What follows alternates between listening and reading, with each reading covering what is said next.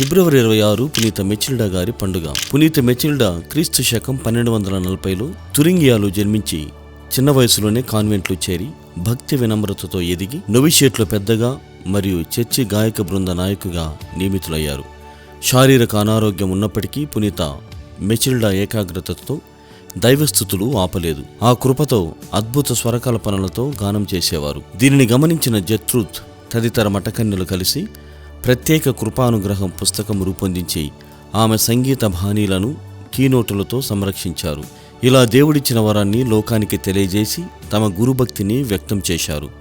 ప్రభు తన రహస్యాలను తన నైటింగేలుగా వినియోగించిన పునీత మెచిల్డా ద్వారా వెల్లడించగా డొమినికన్ ప్రముఖులు కూడా ఆమెను సందర్శించి సందేహ నివృత్తి పొందుతూ అనంతరం ఆమె ఆధ్యాత్మిక ప్రకటనను గ్రంథరూపం ప్రచురించారు. పునీత మెచిల్డా గారు మరియు పునీత జెట్రూత్ కలిసి యేసు పవిత్ర హృదయ భక్తిని ప్రోత్సహించగా ప్రభువు దర్శనమిచ్చి ప్రతిరోజు తన హృదయానికి నమస్కరించి సమర్పించుకోవాలని చెప్పి మనుషులు గొప్పగా కోరితే తాను మరింతగా అనుగ్రహిస్తానని వెల్లడించారు.